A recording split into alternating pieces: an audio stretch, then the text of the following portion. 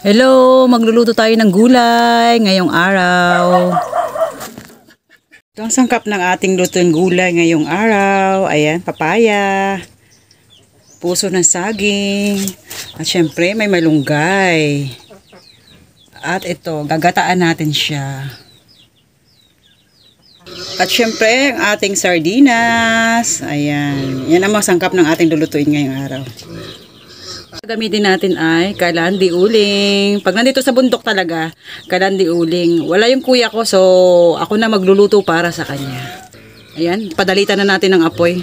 Siyempre, una lalagyan natin ng bunot, ng nyog, yung pinakang ng kalan. Tapos, ilalagay natin ng uling. Tapos, magsisiga kayo ng apoy sa ilalim gamit ang papel. Ayan, ganyan. Para yung bunot na nilagay natin sa ilalim is maapoy yan. Dire-diretso na yan. Ayan, nag-aapoy na ang ating uling. Ilagay na natin ang ating kawali.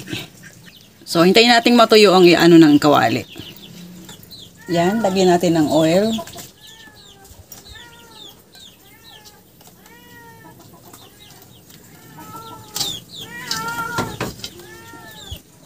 Sunod natin ang bawang at sibuyas.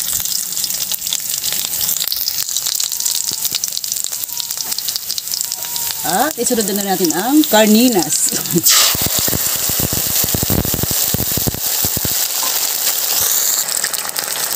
Pagkatapos niyan, medyo lang natin konti yung sardinas, no? Ilagay natin ang mga gulay.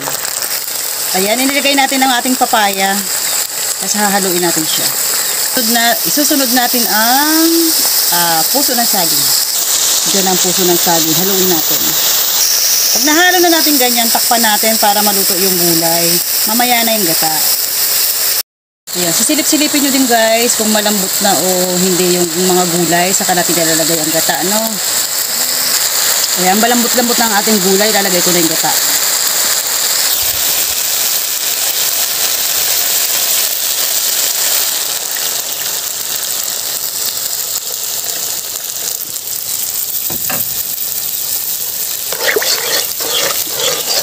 Yan, ikot-ikot nyo lang yung gatang ganun para hindi siya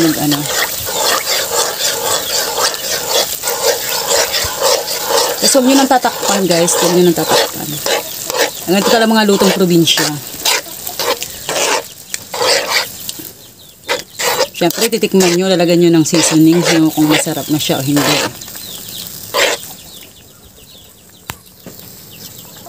Parang sarap, no? Ayan na, parami yata yung gata ko. Palibasa, maraming nyug dito sa amin, no? Ayan guys, malambot na ang ating gulay. Lagay na natin ating malunggay. So ayan, ang ating malunggay. Healthy. Haluin natin. So ayan na, luto ng ating gulay. At natural, titikman natin ang ating niluto, no? Oh, nakalibre pa ako ng kain. Hop.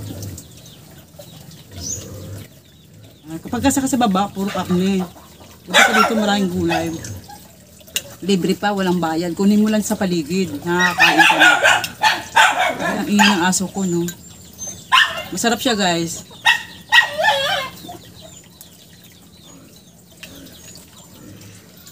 Kaya parang gusto ko dito mag-stay, eh. Marami kang pwedeng gawin. Marami kang pwedeng kuhanin, lutuin, mga ganun. Puro gulay, mga ganun. Dito walang stress. Harap. Try nyo guys. Pwede nyo na namang palitan ng halimbawa daing, karne, o ganun ang ilagay nyo. Kaysa sa carninas. Carninas lang talaga ang afford ng kapatid ko. So ayun, yun ang nilagay natin. Busog na ako bago bumaba.